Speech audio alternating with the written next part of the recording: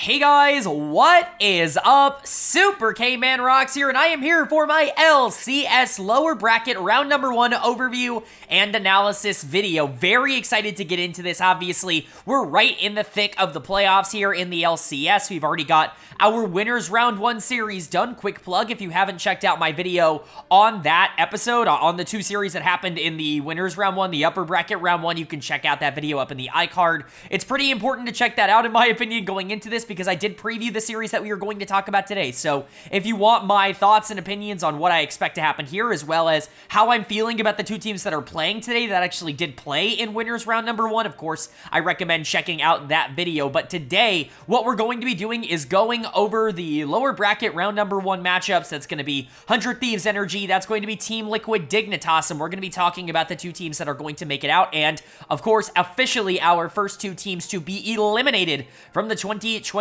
LCS Spring Split Playoffs. So a lot of good stuff to cover today. If you're excited, let me know down in the comment section below. Let me know what you are excited about. Let me know if these series went to your expectation, or if there were upsets or surprises in terms of maybe what you were anticipating happening. I know, I was a little bit surprised with some of the outcomes of this series, but I would love to know you guys' thoughts on everything down there as well. Not only on this series, but on the series that are coming up as well. What teams are looking good? Do you think anybody in this lower bracket can make a run to the finals or to MSI? Like, I would love to know your thoughts and opinions on how you think a lot of these teams are going to do. But today, if you are new here, what we are going to do is go game by game in both of the series that happened, talking about the advantages and the disadvantages that each team was able to generate. I'll be giving a player of the game and a dud of the game for each individual game in the series, and at the end of both series, I will be giving a player of the series to kind of tie everything into a nice, neat little bow. We'll also be previewing the next round matchups, so the lower bracket matchup and the upper bracket matchup that are going to happen over the course of the weekend. I'm very excited to preview those because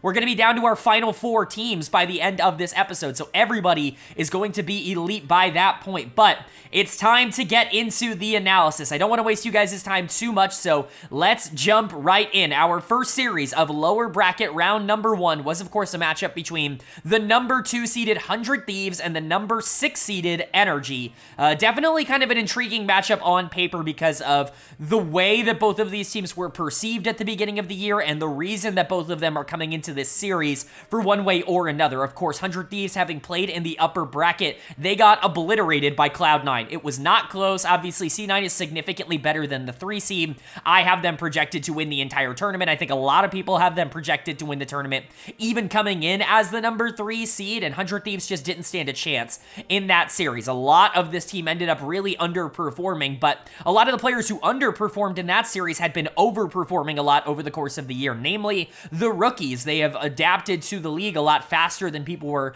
expecting. Sniper in the top lane is a big favorite for Rookie of the Year at this point, in my opinion. Meech in the bot lane has been very good for this 100 Thieves team, and neither of them were particularly good against Cloud9. That's adding on to the fact that River just got out-jungled by Blabber. He is the veteran presence on this team, but there are still positives to take away from that series, most notably that the one player who did at least stabilize a little bit, didn't get absolutely obliterated, was Quid in the mid lane, who is, in my opinion, the most likely MVP candidate, or winner, MVP winner, going into the rest of this year. He's certainly who I would vote for most valuable player in the regular season. He was able to survive a matchup against Jojo Pune.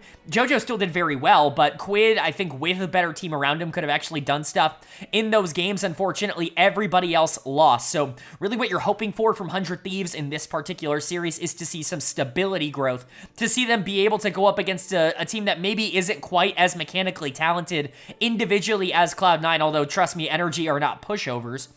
But see them go up against a team like that and actually be able to execute on the mechanical advantages that they were able to get in the regular season. But Energy's not going to make that easy. This team won. They're your defending champions. Like, they won summer of last year. They went to the quarterfinals of Worlds. This is certainly not a pushover of a team. They only made one change, and the player that's come in Huhi, has, in my opinion, pretty clearly been the best player on Energy over the course of this year. And so you're looking at a lot of these veterans and a lot of these players that have played together on this org who have underperformed underperformed a lot in the regular season to finally start stepping up and finally start being a bit more consistent, namely Dokla, Contracts, and Palafox, the 3 players that have been on this team, been in this org for the full amount of time, that have been here since the CLG days. They are the players that I think really have underperformed. Dokla and Palafox, I think, ended off the split on really cold, bad form, and Contracts really, I think, has not been a difference maker coming out of the jungle position. So even though I do think FBI and Huhi have been doing relatively well, this is a big challenge, but this is also one of those orgs that can be, feast or famine. This is one of those teams that, will win against the best teams and lose against the worst teams, and typically speaking for Energy and for CLG, they've done their best work in the playoffs. This group of players has really stepped it up when it's mattered the most against good teams. Can that happen once again here, now that they are once again underdogs going into a series like this, or is 100 Thieves going to be able to rebound after that crushing loss to Cloud9 to move back into the top 4 and really get themselves into a better part of this tournament? Well, as you know, in my predictions, I predicted 100 Thieves very loosely in this. It was a 3-2 100 Thieves, but my spread was 3-2 100 Thieves. 100 Thieves 3-2 Energy. I think this could go either way. I could see Energy showing up and just being better, and 100 Thieves not being able to continue their overperformances from the regular season. But in the regular season, they just were significantly better than a team like Energy, and if they can carry any of that over, if Quid and Sniper in particular are really able to create their own advantages, both of them, then I think that obviously 100 Thieves has the talent to be able to win a series like this. So I'm really, really interested to see what happens. But game 1 becomes very important in a best of 5, where you need to establish that momentum early. So who's going to be able to take it? Well, of course, in a game by game, we start with game number 1. And the winner of game number 1 was NRG. They are going to take the first game of this series. They're going to go up 1-0 in this series, and this is huge for Energy. Again, establishing that momentum, that tempo early on, the confidence early on in a series like this to be able to beat 100 Thieves, especially considering the fact that 100 Thieves are coming off of a sweep, a 3-0 loss to Cloud9. Now you are 4 games as 100 Thieves into your playoff run, and you've yet to win a single game. That's got to get into your head in terms of momentum and the confidence that you make a lot of those plays with. So this is a big win for Energy, a bad loss for 100 Thieves. I think there are multiple avenues to point to as to where this game ended up getting out of control, but at the end of the day, you just got to point to Smolder, and Smolder's not unbeatable. We've seen that here in the LCS. We've seen it in the LCK. We've seen it in the LPL. This champion does lose. It's not exactly foolproof. You still have to go out there and execute on this champion, but man, if you're able to get gold, 9, 10 kills onto Smolder, it is so difficult to stop the snowball on that champion from just rolling out of control, and that's what happened here in favor of Energy. They had a lot of control in the mid to late game because look at this comp. You have so much peel. You've got the Kasante and the Tahm Kench for safety. You've got the Ahri to try and initiate and make sure the backline can't just play really safe on the side of 100 Thieves, and you have Xin Zhao who's going to be creating a lot of that pressure in the early game, and honestly, everybody on the team did their role and stepped up in this game, but at the end of the day, FBI is player of the game. When you play Smolder and you get very far ahead, the game is on you, and FBI really took advantage of that. He has been very pro these scaling-oriented ADCs. Obviously, Senna is by far his most played AD carry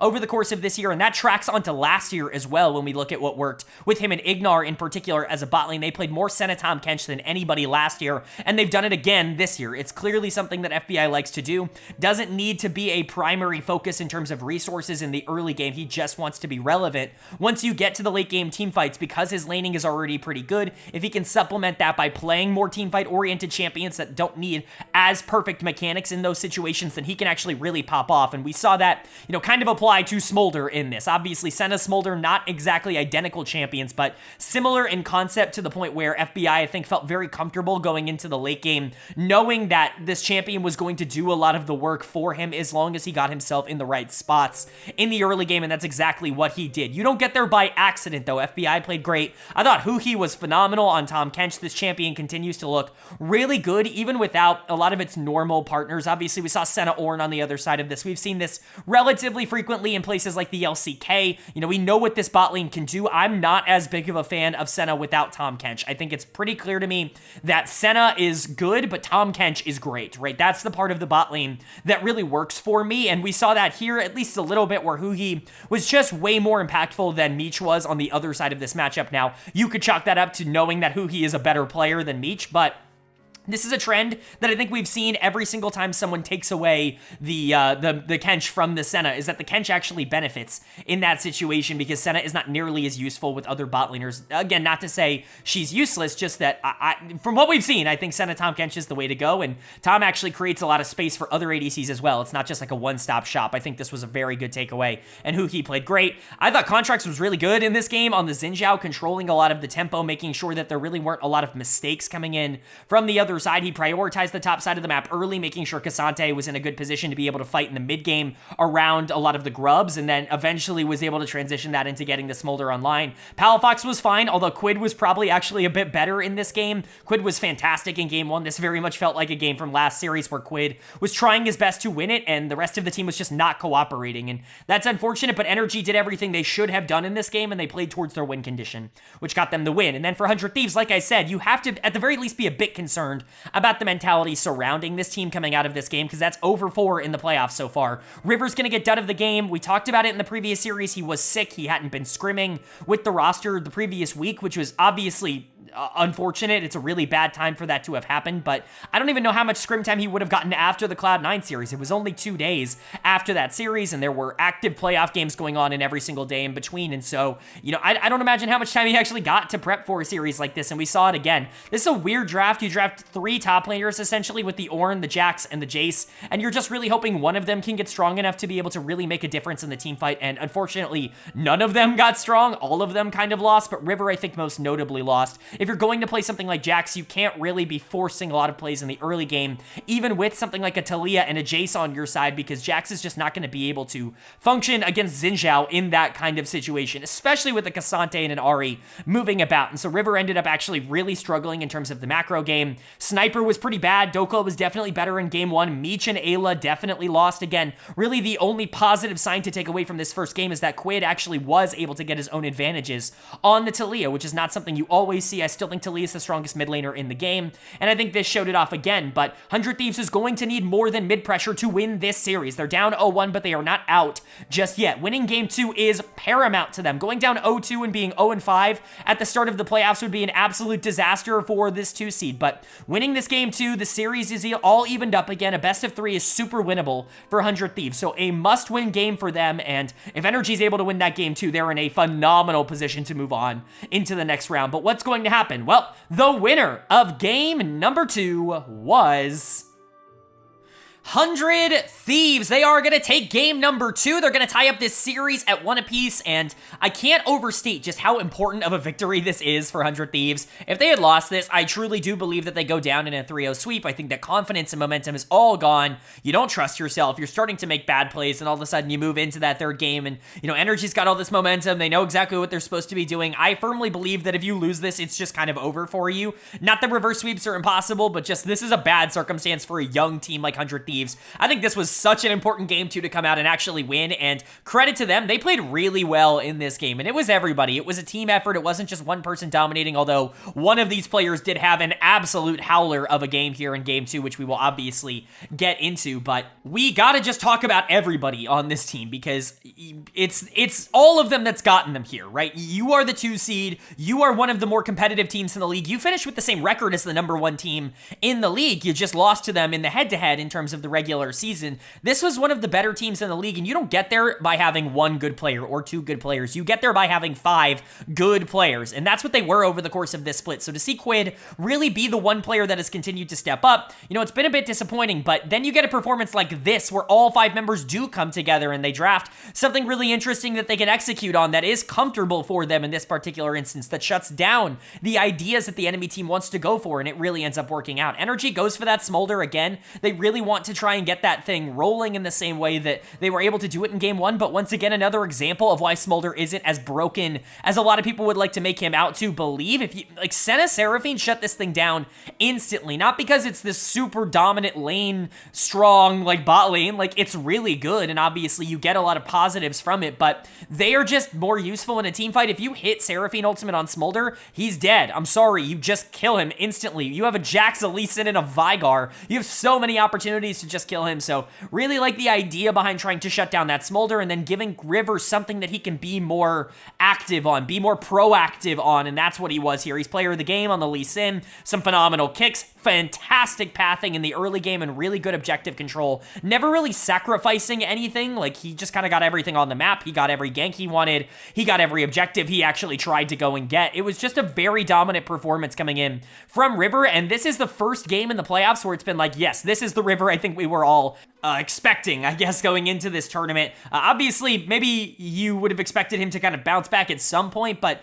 with the illness, with the lack of practice time, I was definitely concerned that it was just going to not be a very good week for River, but he bounces back really well in this series and keeps them alive. Like I said, Meech and Ayla were also incredibly valuable in this game in terms of just essentially being two double supports, moving around the map and making life easier for River and for Sniper, who had easily his best game of the tournament up until this point on Jax. This is not the last time we are going to see Jax in this series. It's become a pretty popular pick here in North America. Moving into the playoffs, and we'll talk about it, but Sniper looked very comfortable on it, and clearly he shows a little bit of affinity towards that champion. Quid also pulling out the Vigar here. Kind of an interesting pick. It's a good counter to Ahri, generally, because Cage just kind of shuts her down. Really doesn't allow her to do any of the things that she wants to do, but doesn't really do much else outside of that. Wouldn't expect it to be pulled out in any sort of blind pick situation, but as a counter here, it definitely worked out. But River was the star, and I think Meech and Ayla were definitely more of the supportively great pieces in this game. And then for Energy, you know, you would have hoped to take a 2-0 series here. I think that really would have put you in such a commanding, dominant spot. But, you know, going 1-1, this is still a best of 3. You're still in a pretty good situation to be able to win 2 more games and get out of this series in a relatively good spot, so long as you don't lose all your momentum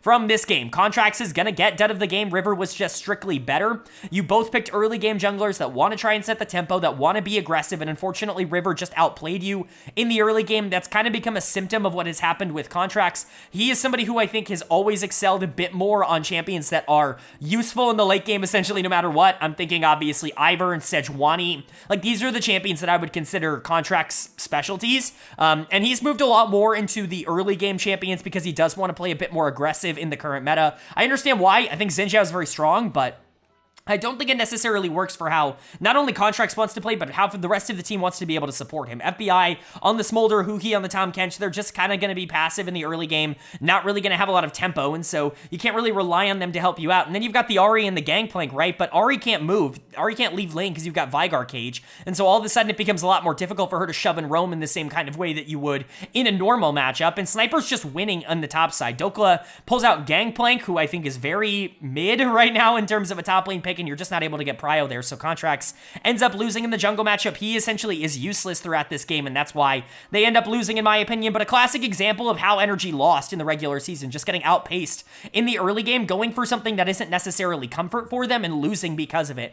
I'm interested to see if they change styles back into something they feel better at. You know, Smolder, I expect to continue to be a priority focus, or late game oriented ADCs, I continue to believe will be a priority focus for Energy. But outside of that, I don't really know what they want to do. They've not really settled on a style in 2024, unlike what they were in 2023, which is very consistent. So, you know, Energy really does want to get the momentum of this series back in Game 3, but 100 Thieves wants to carry this first win into another here in Game 2. Who's going to establish full control of this series in the third game here? Well, the winner of Game number 3 was 100 Thieves. They are going to take Game 3 here. They're going to go up in this series for the first time at 2-1, and they are one game away from moving on to the next round, to round number 2 here, which would be obviously big. I think generally, even with 100 Thieves coming in as the number 2 seed, they would take a top 4 finish and be pretty okay with that. I think top 3 is really their goal for this split, but they are one game away from that already. It feels like the bounce back after the end of game number 1 has been very quick, very clean, and really hasn't had a lot of problems. They gave up dragons in this game. You know, Energy did a good job of trying to stay relevant in the back half because Dokla was very aggressive on the Renekton, and generally it's hard to keep a Rel and a Renata out of, you know, objective situations because of just how easy it is for them to be able to contest those, even the Varus, right?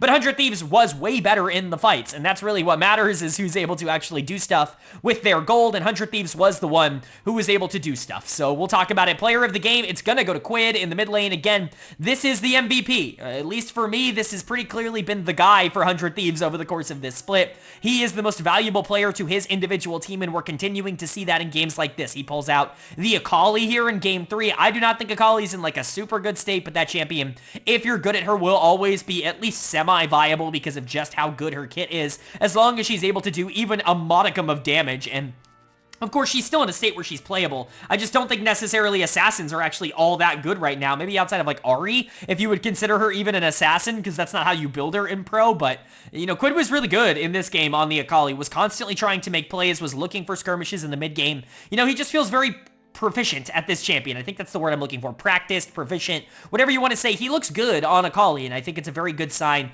moving into the future that he was so active and was so aggressive here. He continues to be the one that they can play through every single game. And even if I don't think he's as good when you're not prioritizing him, you know, I still think he is worth prioritizing. He is obviously a player that can get you a lot of wins if you give him a lot of resources, and that's what they did here. River continued to look really good in game 3 here. That's 2 games in a row now for River. Hopefully that means he's back, that the River that we got in the regular season is going to be there for most of the playoffs as well. That's really all you're hoping for. You're hoping that the River that shows up is at the very least the best version of him that he can offer. Like, you don't want a sick River. You don't want a River that has not been practicing. You want this team to actually be at full force once you get into the playoffs, whether you're cheering for them or not. And I think River has shown over the course of the last 2 games that he is definitely at the very least back into close to what his form has been. I don't know what the communication is like on 100 Thieves. I know he was a big voice for most of the season, but as long as he's still going to be there and be an active contributor to the team, then I think they're going to be better. Him and Quid are obviously the dynamic duo, but Sniper had another, you know, case for his best game of the playoffs up until this point. I think this replaces game 2 here, because him and Dokla really went head-to-head in this one on the Jax, on the Renekton.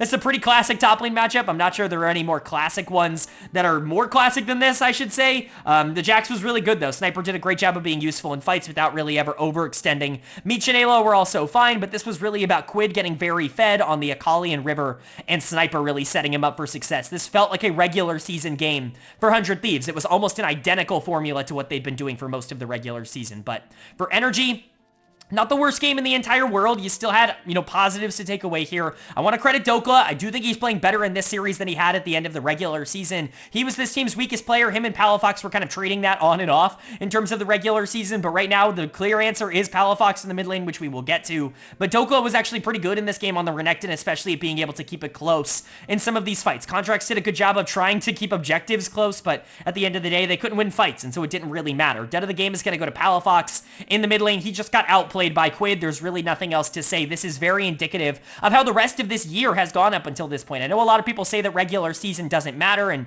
you know, to an extent, I can understand the thought behind that, because look at a team like Cloud9 that finishes as the 3rd seed, but everybody knows that they're going to turn it on more for the playoffs, and then they come out and 3-0 a team that was better than them for the most part in the regular season. Okay, it's fine, right? But then you look at a team like Energy, and you're like, oh, regular season doesn't matter. They're going to step it up when it, you know, when the games get more important, and now you're looking at Palafox, and he's running into the same problems that he's been running into all year long. This is a regular season game from both of these teams for both a positive and a negative perspective, and Palafox just did not look good on the Orianna. If it were me, I'm getting Palafox back to comfort. I'm taking him off of Orianna, and I'm putting him on an assassin. I know it's not necessarily, you know, the meta for it, like this isn't an assassin meta, but that's Palafox's bread and butter. Put him on Akali, put him on Sylas, put him on something like that, because that's what he's really good at. That's what got them a championship last year, and I would expect that to be a nice transition. FBI and who he also just kind of lost. The Varus Renata lane is very finicky in how you should end up playing it out. It's not always going to work perfectly, and in this case it didn't, but I'm not really blaming the game on them. I think losing pressure in the mid lane and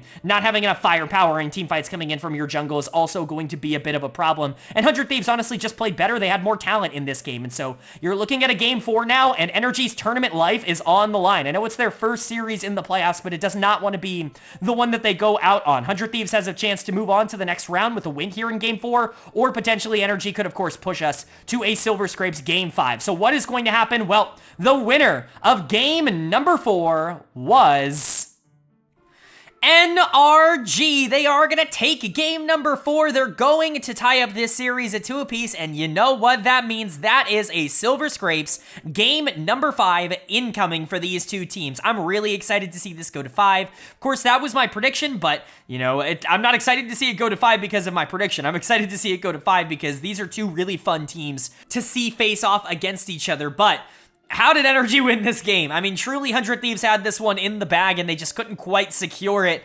towards the end. Big credit to Contracts, who continuously was able to make play after play on the Lee Sin to keep this game alive, but also big ups to Huki, who I thought was spectacular in this one. He's going to get my player of the game. I don't think a lot of people are going to be looking at Huki as the star of game number 4 here, but, you know, I really do think that they don't win this game without him. There are multiple plays throughout this game where Huki makes some incredible engage and just keeps 100 Thieves from doing the secure thing that they want to be doing. They played it very slow, 100 Thieves did, on the other side of this matchup. And so when you do have a situation where Rakan is just kind of interrupting that and making things a little bit harder, it actually can make a big difference. And I think Huki was very impactful in this game. But again, this was more of a team effort. Credit to Contracts as well on the Lee, who was very active, very aggro in terms of his ability to get in and keep objectives alive. They were able to get Soul, which really, I think, pushed them over the top in this game. I think they were in a good position before that. Maybe not a great one, but that's really kind of where they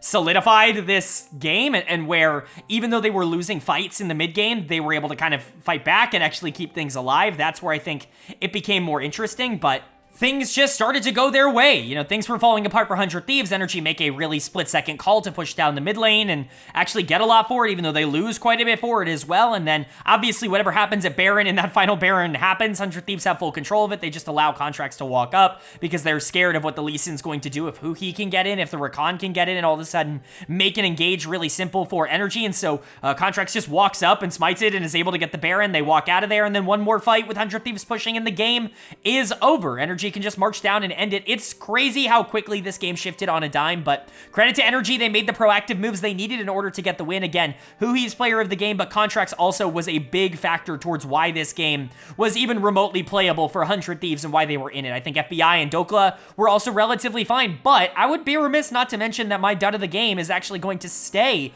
on Energy. It's gonna go to Palafox, and I don't mean to pile onto him, but this has not been a good series. I think Quid gapping him in terms of the laning phase and the Ahri actually getting super strong here was a big reason why things ended up being a bit of a problem in the mid game for Energy, why Palafox wasn't useful, why the rest of the team was struggling in some of these fights. And, you know, he did his absolute best to try and not win this game, if we're being entirely honest. Luckily for him, the rest of his team was very good in this one, and so they are able to walk out with the win. But again, I don't think Palafox played well in this, and I think, you know, in a lot of other circumstances, perhaps this one gets out of hand relatively quickly, but Energy are able to stabilize and win it and bring us to a game 5. But for 100 Thieves, how do you let this happen in the back half? It's just sloppy play, it's non-confident play, and it really was a situation you should have never been in the first place. Losing that Baron is obviously a disaster, but you've got a very strong Viego and a strong Ahri. I don't know how you're allowing these fights to end up happening. Why are you flipping Baron 50-50 instead of just engaging Energy? It's so confusing. It was very baffling in terms of the decisions they ended up making, but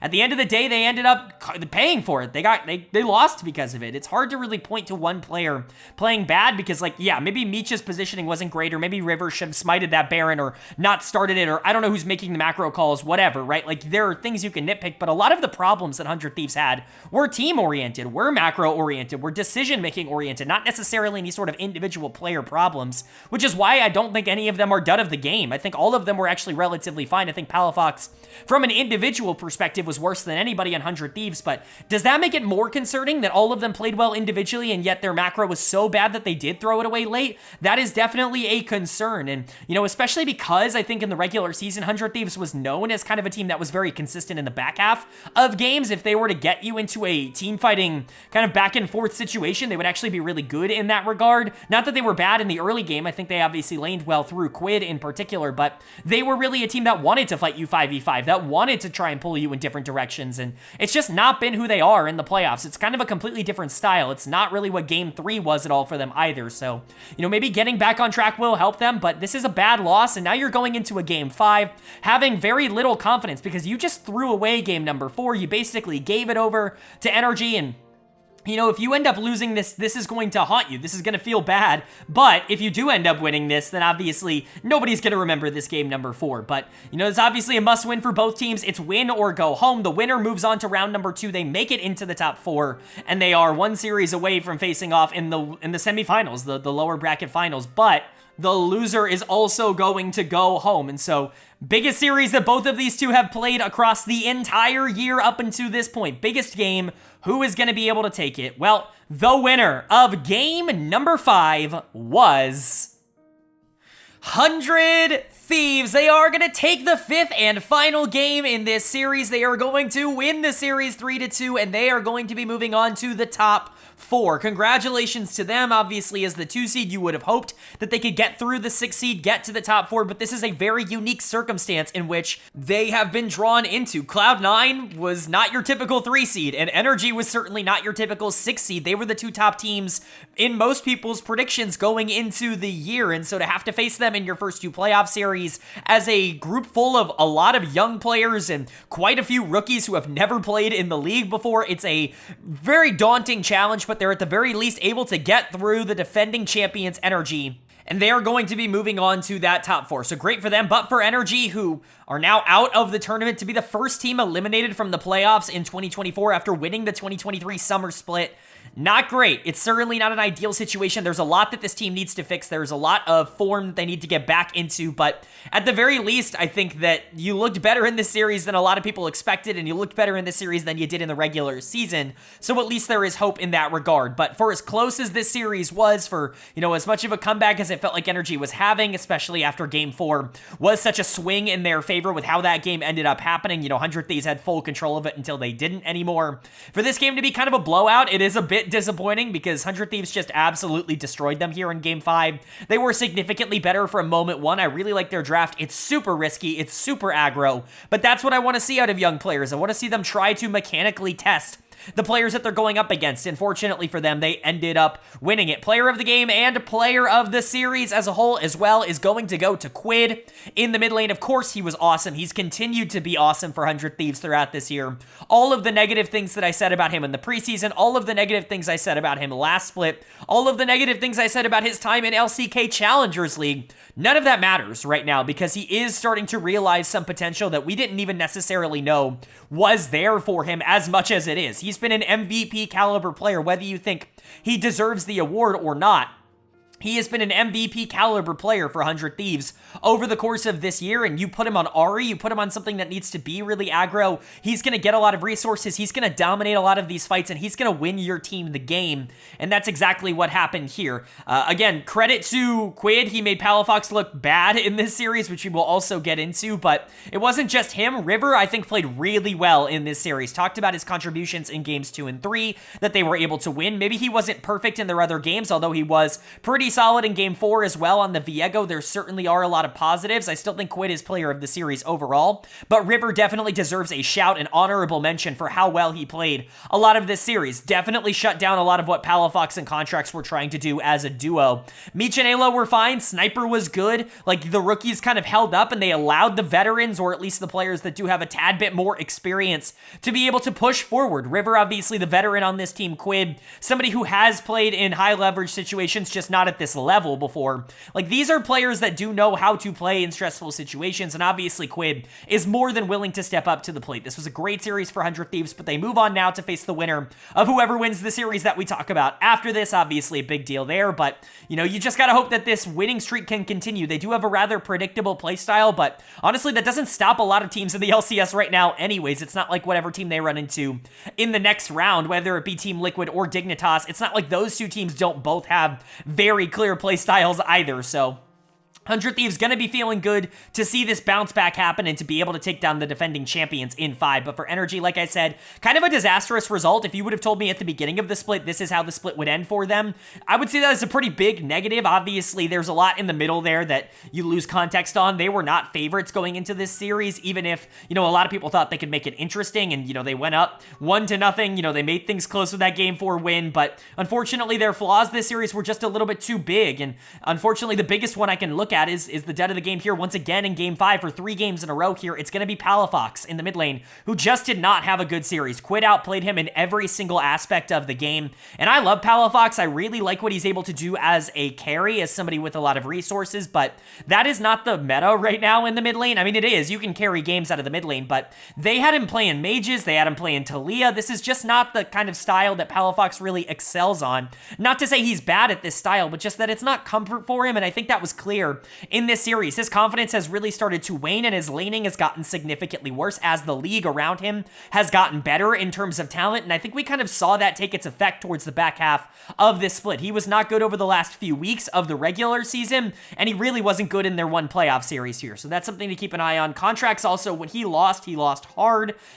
Things started to not be as good for them down the stretch of this series. You know, he's just going to be one of those players that's always going to be a bit more feast or famine. You're going to have games where he loses it for you, especially when he is playing something like Xin Zhao, which this team clearly wanted to prioritize a lot of this series. Not the direction I would have gone, but, you know, there were some good contracts moments as well, so I'm not trying to say he only played bad, but, you know, in their wins, he played well, and in their losses, he played poorly, and that's going to end up affecting a lot.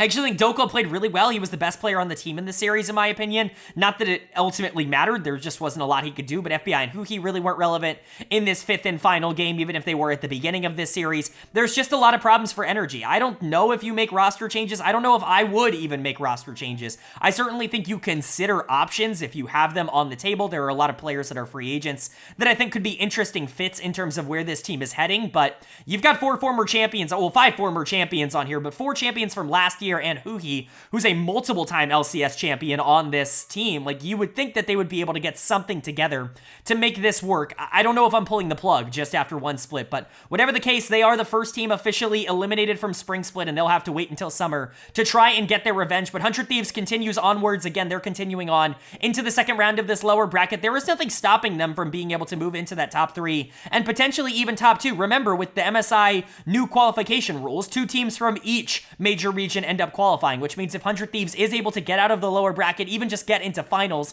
there is still a potential international tournament on the line for this organization. Do I think that that's entirely likely? Maybe not. The 2 teams in winner's bracket are certainly big favorites to be the 2 teams to represent NA, but if there's any team down in this lower bracket right now that can make that run, I mean, who's to say it's not 100 Thieves that's the favorite to do that?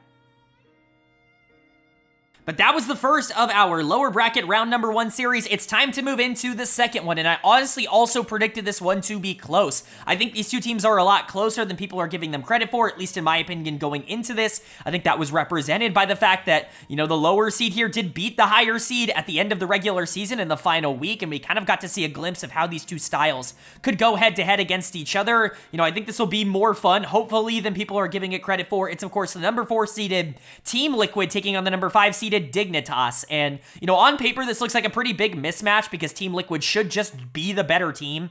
Out of these 2, you're looking at a lineup with Impact and Umti and Core, and you're saying, wow, this is really stacked in terms of, like, Korean talent that is kind of proven, but honestly, those aren't the players well, Impact is. Yeah, Impact is one of the players I'm excited about, but the reason I'm excited about what Team Liqiod did in round number 1, even though they lost, is just how freaking well Jan played in the bot lane. He has quietly been this team's you know, at times, this team's best player. Impact has also been very good, but both of them were second-team All-Pro for me over the course of this year. And yes, AD Carry is definitely more of a volatile role in the LCS. There really aren't stars in terms of performances right now, in terms of ADCs, but Jan has been fantastic, and, you know, I really don't think there's an argument to be made anymore. He is clearly the single best laner in the bot lane in the LCS. There is really nothing else to say. The strategy, in fact, that Team Liqiod has continued to go towards, or that they've kind of popularized, is Renekton in the top lane and the double dragon comp of Asol and Smolder, or alternatively just a hyper carry for Jan in the bot lane, because, and the reason that they feel comfortable doing that,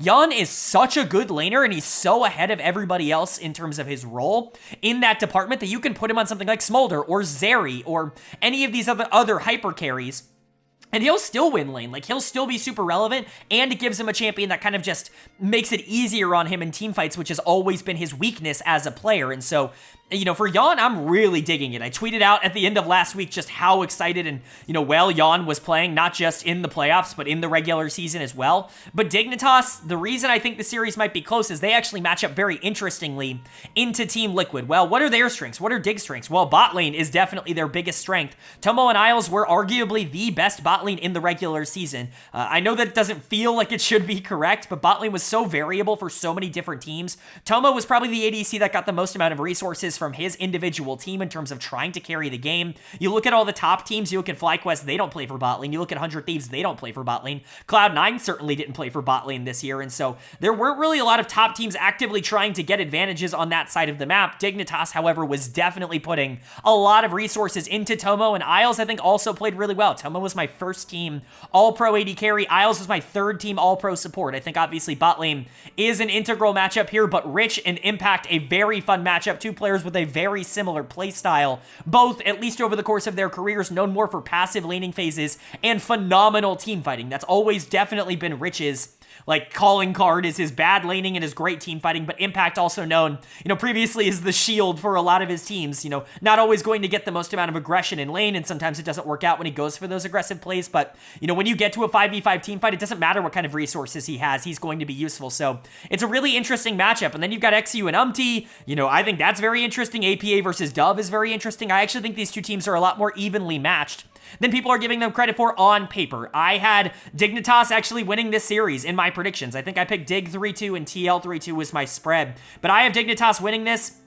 Obviously, I faltered on that a bit in terms of how Team Liquid looked in round one, or in the upper bracket in round one, where they looked a lot better than I thought. I was mega low on Team Liquid coming into this tournament, but Yawn is really big for this team. If Yawn steps up and wins lane, Dignitas cannot win any of these games. But if Tomo and Isles are the better bot lane and Rich can survive on the top side, just not give Impact a ton of resources, I think Dignitas should be able to take this series. So I do think there are opportunities for both, but it's time to see what actually happened, what actually transpired. And of course, we get to start that off with game number one, and the winner of game number one was Team Liquid. They are going to take the first game of this series. They're going to go up 1-0, and this is what you want to see out of TL. You want to see them piggybacking off of the success they had towards the back of the regular season, towards the playoff series that they just had against FlyQuest, obviously, a couple of days ago. You wanted to see them take the successes that they were able to get in those series and just use them against Dig, and this is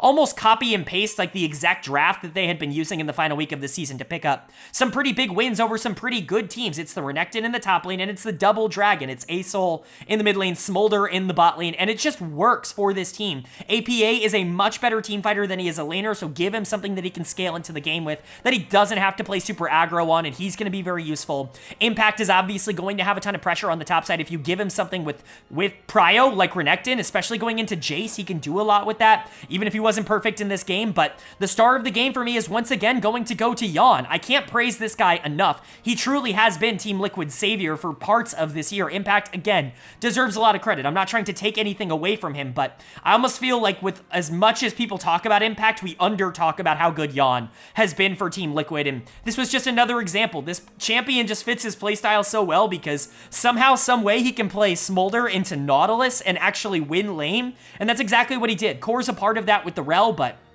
he's so good in the early 2v2s. He's so much better than his contemporaries, basically no matter who they are, that he can win almost any laning phase so long as you take away pressure from the enemy jungler, which is what Umti did for a lot of this game. It allowed Yawn to get online, it allowed him to start playing aggressive in the mid game, and this game just snowballed out of control, and all of a sudden it's over. Even if you didn't get the Smolder ahead, you still have an Aurelion Soul that is basically untouched in the mid lane. That's going to be a nightmare to try and deal with in team fights. This is just a really smart draft and a really good execution coming in from Liquid. But Yawn definitely deserves player of the game. I do want to give a shout out to Core JJ, who was also very good in this one, was really able to kind of show off a lot of those engaged strats that he had been super famous for, like, in his prime in 2017, right, when he was winning Worlds. I don't think he's obviously the player that he was the last couple of years. This has probably been his worst year or his worst split in NA in a little while. Not because of the micro or the decision making, because obviously that's probably still there, but the mechanics have definitely felt like they're kind of on the downturn for Core. This was kind of a rejuvenation of form, if you will, here in game one. Hopefully it keeps up for the rest of the series, but APA was also solid. I think did a great job of actually keeping a lot of the middle of the map from really doing anything, slowing the pace down and making sure that a Smolder and Asol can actually do stuff to get online. Dove was useless in this game. XU really wasn't moving anywhere, and so taking those two out of the equation, all of a sudden you just have a Nautilus to try and make plays with on the bot side, and that opens up a lot more avenues for Rel to be more aggressive. And that's exactly what she was. And so credit to Team Liquid, they did a great job capitalizing. For Dig, just kind of a wet noodle of a game. You would have hoped they would have been a bit more proactive here. I don't even necessarily think they got destroyed in any sort of aspect. I just think that they felt like they were not good in this game. Rich was actually pretty all right on the top side. I don't think XU was miserable in the fights that he actually was able to get in, but I would have loved to see him be more aggressive in the early game. It was the other members that I think really disappointed from a mechanical standpoint. Dove was definitely a bit outclassed in this one, and that's why he's going to get my dud of the game. In game number 1, I just don't think that, as a Talia, you need to be playing passive into an Aurelion Sol. He was essentially taken out of this game early because of the Xinjiao, but because of that, Dignitas had no way to actually force fights around these objectives and kind of just allowed Team Liquid to get whatever they wanted and to get their dragons online, which is never ideal. And then Tomo and Isles obviously lost. Kai'Sa Nautilus can be a rather risky lane to play if you're not the better bot lane, and that's what we saw here. They just weren't able to beat Yan and Core, who were just straight up better, and so there's really not a lot of analysis to give. Like, maybe you want to play around XU more, maybe you want to get Dove more involved, but if you're going to be passive, if you're not going to make plays, it doesn't really matter how well you play mechanically. You're never really going to have enough tempo to be able to keep up, and Team Liquid's a slower team already, and so you really do need to push the pace if you're Dig. This game 1 loss isn't the end of the series or anything like that, but they do need to show me something different in the second game in order for me to feel comfortable. If Team Liquid takes a 2-0 lead in this, that's going to be pretty commanding, especially after the confidence that they probably gained in that FlyQuest series. And then, Dig was obviously one of those teams that nobody really predicted to do anything in the playoffs. They were considered a part of the bottom 3 for a majority of the split. They happened to be the one of the bottom 3 that got into playoffs, but they looked significantly better in the final couple of weeks. People were expecting maybe a bit more, but maybe that expectation was premature. They have a chance to prove us wrong here in game number 2, to tie up the series at 1 apiece, to reset this to a best of 3 instead of a best of 5, but are they going to be able to do that, or is Team Liquid going to take a commanding 2-0 lead? Well, the winner of game number 2 was Team Liquid. They are going to take game number 2 here. They're going to go up in this series 2-0, and this is a very strong start for TL.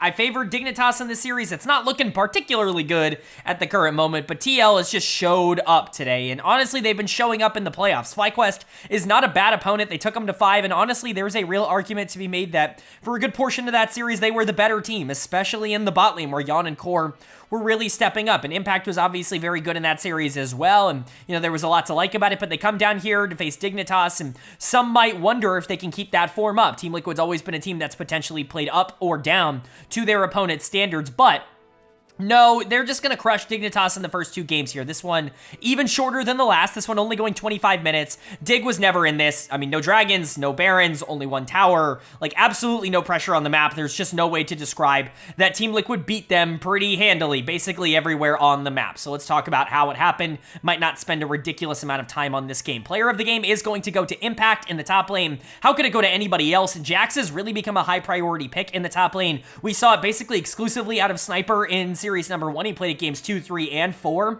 400 Thieves, and now Impact prioritizing it here in game 2 and actually being able to dominate on it. Very good stuff from him. He's obviously such an influential player towards how TL plays this game. He's so aggro in the early game now, which is so opposite of what he has been for most of his career, because he knows he can get away with it, because bot side is going to either attract a lot of pressure or he's going to attract a lot of pressure and bot lane's going to win isolated 2v2. It's a really nice way to allow Impact to feel very important towards every single game, basically no matter what champion he's playing. And of course, does facilitate that with his playstyle, but Impact was awesome. He absolutely outplayed Rich, just destroyed him early on in this game, never allowed the Renekton to get online.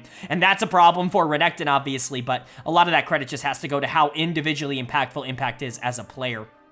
Still want to shout out I thought he was really good on Volibear. This is a North American special. Volley's one of those champions that seems to never really go out of style in NA, and there's a good reason for that. Whenever he's relatively viable, he's going to be very difficult to deal with coming out of the jungle. His ganks are pretty free, his team fighting's pretty good, his objective control's really good, his skirmishing's pretty solid. He's just a little bit of everything. Like, he's kind of like a Sejuani or a even like a Zac or a Gragas, like something of that nature where, like, you're going to be relevant essentially no matter what you do, just because because you can kind of be effective in almost every part of the role, and does play him well, so it's good to see that. APA just destroyed Dove in game number 2 here. He's been the better mid laner clearly through the first 2 games, and Yan and Core were awesome. I love Yan on Senna. I do actually think it kind of contributes to some of what I was talking about earlier, maybe not as much as the hyper carries like Smolder and like Zeri, but I still think Senna kind of fits into that idea as well, and it allows Core to be really aggressive on something like Nautilus, and so you're really happy with how TL played. You're not shocked that they came out here and just absolutely destroyed Dignitas, but you're still very happy to see it. And unfortunately, Dig is not looking good. They're down 0-2. They've never really had a lot of pressure in this series, and game 2 was significantly worse than game number 1. That doesn't exactly spell confidence for the rest of the series, but they're not out yet. They still have one more game to give. Unfortunately, dud of the game is going to go to Rich. Like I said, top lane was a wasteland for Dignitas in this game. Rich has always kind of been known as a horrible laner. That was his tape in the LCK and the LPL. It's the reason he's here in North America and not also on teams that very narrowly almost went to Worlds. He did that twice. First, obviously, on Nongshim in 2021 and then on Victory 5 in 2022. Both of those teams were like the 5th seed in their respective regions when 4 seeds would go, which is unfortunate, but one of the big reasons he kind of held a lot of those teams back was because even if he was a great team fighter, even if he is the GOAT of Heroes of the Storm, he's just not a good laner. It's something that he has always really struggled at a high level. It's not really been punishable here in NA because generally our top laners aren't great laners. That's kind of, the games are slower here in NA than they are in a lot of other regions, and so he could kind of get away with that style, and his laning did get better over last year, but when you play someone like Impact, who's going to play with more aggression, who's actually going to take the fight to you, that's going to be a bit of a problem, and Rich did not survive this laning phase. On Renekton in particular, this is an absolute disaster class, and it's really not good to see this. XU is also getting pretty out-jungled by who's just playing better than him. You know, it's a lot harder when you're XU and you have 3 losing lanes, but, you know, still you got to put the blame somewhere. Dove was okay, I guess, but Silas was not nearly as effective as APA, who was awesome in this game. Tomo and Isles are not better than Yan and Core as a bot lane, and that is becoming abundantly clear. That was not the case in the regular season, but Yan and Core are both playing at a very high level. It's just unfortunate to say, but Dig is not as good as Team Liquid, and that's very clear. Maybe they can pull something back. If they win game 3, then we can start talking about potentially where they could move for the rest of this series, but their backs are up against the wall. They are 1 game away from being swept out of the playoffs here by TL, and that would not be ideal, but TL is 1 game away from putting themselves into that top 4, really making quick work of Dignitas and rolling that momentum from your FlyQuest series into this. If they can do it in such a dominating fashion, even going up against a team like 100 Thieves might not be as scary. So you really want to win this if you're TL, but you really need to win this if you're Dignitas. Is this series going to be over in 3? Well, the winner of game number 3 was Team Liquid. They are going to take game number 3. They're going to close out this series in a 3-0 sweep, and they do it in dominant fashion. They look fantastic throughout the entirety of this series. Another sub 30-minute game here in game number 3, and this was never close. I expected this series to be at least relatively interesting, to be at least relatively back and forth. I put faith in players like Tomo and Isles to be able to step up, to be able to compete. I put faith in even someone like Rich to be able to survive. It just didn't happen. Dignitas was clearly one of the bottom 3 teams in the league, like we all projected them to be all along, and Team Liquid made them very, very aware of that with this absolute destruction. They're going to be moving on now to the top 4. They face 100 Thieves, obviously, who won earlier on in the weekend in order to get to that spot, and we know our top 4 teams. We'll cover both of those series, obviously, at the end of this video after this segment, but let's talk about game 3. Let's talk about how we got Team Liquid moving forward. Player of the game and player of the series for me as a whole is going to go to Core JJ. This might be a relatively unpopular opinion. I think Broadcast gave player of the series to Impact, and he was really good in game number 2, but I think this has to go to Yan or Core. I think they were the most important part of Team Liquid in this series, and I think Core was just a little bit more impactful across games 1, 2, and 3. If you wanted to give this to Yan, I think you could also do that, but to me, it pretty much has to be either Yan or Core, who I think really are the pun intended core of this team at the moment. Impact is obviously very important. I'm really not trying to write him off, but I think people just underestimate how good Yan and Core are because Impact is such a big name. He's such a popular player. I think he gets a lot of credit for what goes on with the rest of the team. I think these players play off of each other in a very nice way. They make each other better, and that had become clear in this series. But Core is going to get it for me because go watch this Lulu game, and specifically go watch this 2v2 laning phase. Hell, watch the Zeri Lulu laning phase into Xayah Rakan. and tell me that these two are not the best bot lane in the LCS. Like, oh my god, they obliterated this lane matchup. Core was so aggressive in terms of poking out the Rakan and the Xayah, and obviously that's what Lulu does, but this is a masterclass on how to play Lulu, and honestly, Yon did a phenomenal job of applying pressure on the Zeri to be able to keep up with someone like Xayah. This is generally not a favorable matchup for Team Liquid's bot lane. They actually aren't going to have a ton of pressure in the early game, but because their players are just inherently better, they're actually able to get a lot of pressure early, transition that into mid-game skirmishes, and all of a sudden it's 15 minutes and the game is over because you've got a strong Zeri, you've got a Lulu there to facilitate it, and you've still got Rel and Ziggs and Cassante to be able to set up a lot of these plays. It's phenomenal stuff from Team Liquid, and they deserve a lot of the credit for it, but Core, I think, is player of the series for me as a whole, and Yon, definitely kind of the runner-up, but both of them were excellent here in game number 3. Oh, also inserting here, 480 carry bans and you left Zeri up? What are you doing, man? You banned out Lucian before you banned out Zeri. Like, I get the idea behind that, but go look at what this team is playing. Like, they're playing Smolder and Zeri. That's what this team has played all split long. I don't know why you're banning Lucian over Zeri. Doesn't really make any sense to me, but it is what it is. Credit to Yon for surviving 480 carry bans and then still popping off. He was awesome here.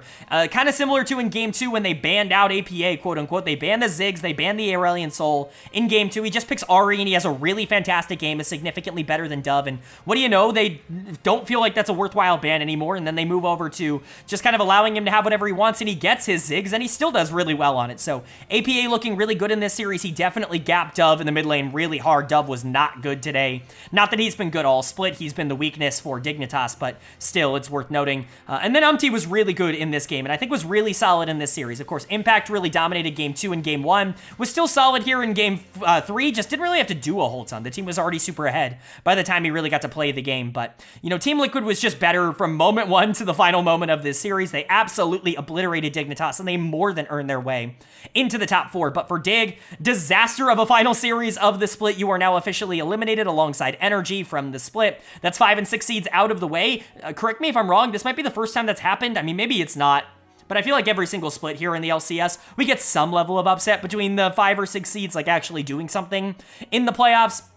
Maybe I'm entirely wrong about that, and I'm just completely blanking on spring splits and stuff, because, you know, who remembers spring? But Dignitas is out, and there are a lot of things to criticize in this series. First of all, Tomo and Isles were not nearly as good as they were in the regular season. This was the first, like, extended period of time where they just got, like, blown back in the 2v2 matchup. Like, Yon and Core are really that duo right now, and Tomo and Isles just couldn't hang, and that's okay. Like, it was a regular season performance. I don't think a lot of people expected them to continue to be the best bot lane going into playoffs, but maybe some people expected them to at least go up against a team like Team Liquid and be relevant. They were not. Dove was probably the worst player in this series. He's going to get done of the game again here for Game 3. He just got mega gapped by APA in the 1v1. You go and look at the CS scores at like 15 minutes in these games, and he's down 40 CS to APA. Never really relevant. Dove has always been the weakness for Dignitas across this year up until this point.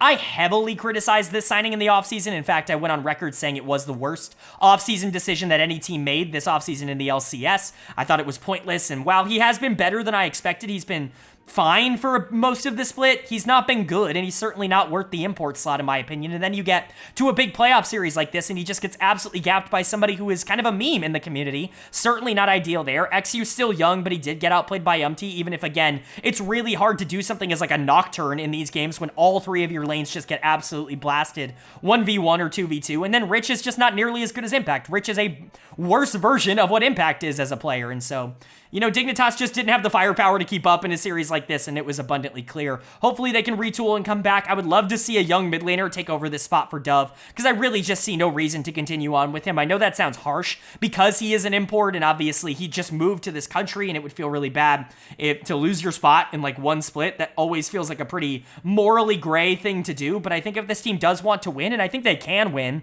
right now, I think upgrading that mid lane spot with one of the stars in the NACL, like a Spyrax, I think could be a really good idea and option for them, or even like a quad if FlyQuest is willing to listen, if you still want that import in the mid lane. But, you know, for Team Liquid, really excited to see what they can keep doing. Honestly, in their current form, who's to say this isn't a top 3, top 2 team in the league? They were able to push FlyQuest to 5, and obviously we'll see how good that turns out when we see FlyQuest take on Cloud9 in the next weekend. But at least for now, Team Liquid looks great, and they look like a team that could actually overperform what I expected from them in the playoffs.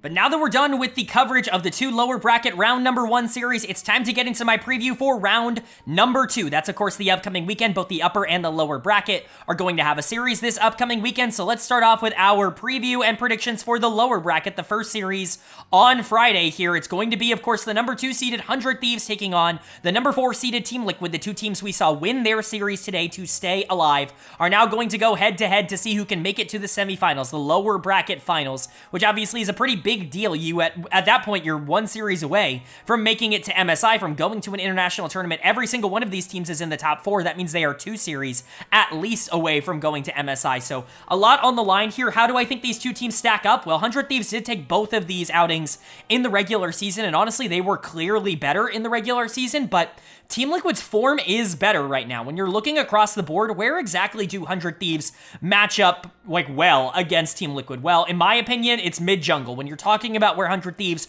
are going to be able to generate those advantages, you would imagine that their mid-jungle duo of Quid and River could just destroy APA and Umti, who don't have great chemistry on the other side of this matchup, specifically because Umti is such a poor player at playing from behind, is really not the kind of player that you want to get into negative situations if you are TL. If 100 Thieves can do a lot of action in the early game, River with some really good pathing, a full week of actual prep, and Quid playing like the MVP that he is, I think if those two get out of control, I don't really see a way for 100 Thieves to lose this series, and in fact, that's exactly what happened in the regular season to cause Team Liquid to lose. However, when you're looking at every other lane, top and bot lane, for me, these favor Team Liquid right now. I think Impact is in better form than Sniper, and I certainly trust him more in a pivotal playoff series, this early on into Sniper's career, especially with what he's shown in the playoffs so far. Not that he's been awful, just that he got destroyed by Fudge. And then Yon and Core, to me, are clearly advantaged over Meech and Ayla. I really like Meech and Ayla. I think they're good on weak side, and they are a weak side bot lane. Do not get that wrong. But Yon and Core have been dominating everybody in the 2v2, and Yon in particular is the kind of player where if you get the ball rolling on him, it can actually be very difficult to stop. He plays hyper carries. He plays Smolder and Zeri and champions like that. If you start to get those champions rolling, Aphelios in that same vein, if you start to get those champions rolling, then all of a sudden the game becomes way harder to win, even if you do have a strong mid-jungle duo. And so I could see a world in which both of these teams end up taking this. I'm actually leaning slightly in favor of Team Liquid right now. Is that crazy to say? My prediction's going to be Team Liquid 3-2. I think they've looked better in the recent games than 100 Thieves have, and I trust them a lot. But again, it's all going to come down to who the best player in the series is. If the best player is Impact or Yon or Core, then Team Liquid's going to win, and that's a very realistic possibility. If the best player is Quid or River, then I think 100 Thieves is going to win, and I think that's also a very realistic possibility. I think it really just comes down to who ends up performing more aggressively, more importantly here, mid-jungle or top and bot lane, and I think that's going to decide the series, but I think it's going to be a really fun one to watch. And then we move on to, of course, our upper bracket finals, our winners finals, if you will. The winner of this series moves on to not only the grand finals here, the LCS title, or finals, I should say, in Spring Split, but the winner of this series also automatically qualifies for at least the play-in stage of the mid-season invitational, MSI. So it's a big matchup between the number 1 seeded FlyQuest and the number 3 seeded Cloud9, the two teams that obviously won in the upper bracket to start this tournament. And man, this is a tough one to call because Fly should have looked better in that first series, but they were better in the regular season. However, Cloud9 dominated that first series. They obliterated 100 Thieves, and while they were inconsistent in the regular season, that's more of the kind of performance that you would expect out of a super team like Cloud9. And so where do you see the advantages? Where do you see the disadvantages? Well, to me, advantages and disadvantages, they kind of get thrown out the window here. There's not lanes that I would expect to do better than others. Like, yeah, would I expect Bwipo to be better than Fudge? Yes, but could Fudge beat Bwipo? Absolutely. Would I expect Jojo Pune to be better than Jensen? But yes, but would Jensen, destroying Jojo be, entirely shocking to me? No. Masu and Busio have been relatively constant. Berserker and Vulcan have really not been that great. So is FlyQuest bot lane better? No. Well, it's Berserker and it's Vulcan. These players should be better. Blabber Inspired is really going to be the matchup to watch. I think whichever jungler does get more prio is probably going to end up winning this series. I think it really is going to come down to those two in a lot of different ways, but Jojo and Jensen are going to be a big part of this. Bwipo and Fudge are going to be a big part of this. I do think topside is going to matter more, just with how these two teams have played. But again, if Berserker or Masu end up getting super fed in one of these games on potential hyper carries or even on a Varus or something like that, then I could definitely see them taking over games. I just think this is going to be a fun one. If I had to predict, I'm going to pick Cloud9 3-1. I feel pretty confident that Cloud9 is the better team here. I do think they're going to be moving on to the finals. I know I predicted that FlyQuest won this when I did my mock bracket, but I predicted Cloud9 to win in the finals, and I honestly just wanted to make it a bit more spicy. I thought C9 would struggle to get going. going a bit more, need a winning streak down in lower bracket to get their confidence back and then start destroying everybody from there. But no, it just seems like they're going to start destroying people now. And if that's the case, then I think they should be able to win this, which is why my spread is Cloud9 3-1, Cloud9 3-0. I think it's more likely that C9 is just the better team in this series than it is that FlyQuest is the better team. But I would love to know whether you guys agree or disagree with that. Again, if FlyQuest wins, I'm not going to be stunned, but I think 100 Thieves Team Liqiod is more up in the air than this one. I think this one should be in favor of Cloud9, and it's going to be very interesting to see what ends up happening. I'm really excited to see what happens in round number 2, and I think all 4 of these teams have some sort of upside that makes me interested to see where it goes next. All right, but that is going to do it for my LCS lower bracket round number 1 overview and analysis video here in the spring split. Of course, up on the screen, the updated bracket fully here in the spring playoffs. We've got 4 teams remaining, FlyQuest and Cloud9 in the upper bracket, 100 Thieves and Team Liqiod down in the lower bracket. I already previewed these series, and so I'm not going to go into too much depth here, but if you guys did enjoy the video, it would really mean a lot to me if you left a like. It really does help get this video out to a lot more people, which I'm always very appreciative of, and it also does let me know that you guys are enjoying the content that I'm putting out. We put out so much content. It really is not just LCS stuff. Of course, the NACL playoffs are also going on. We just put out a video on all the stuff in round number 1 a couple days ago, so you can check that out, of course. And, you know, we cover the LEC, the LCK, the LPL every single week on this channel in terms of weekly recaps. Their playoffs are also coming up. MSI is right around the corner. There's so much going on in the LoL esports stratosphere. This is a great place to subscribe to and to check out. You know, I'm a little biased, but this is a pretty great place to subscribe to if you want overviews of everything going on, because it's good to know what's happening in these regions in relatively digestible podcast form. I hope you hit that subscribe button and hit that bell, because it really would mean a lot to me, and I think the content would be worth it if you are interested in more content like this. But with all that being said, I hope you all are having a great day. I hope you continue to have a great day, and I will see you all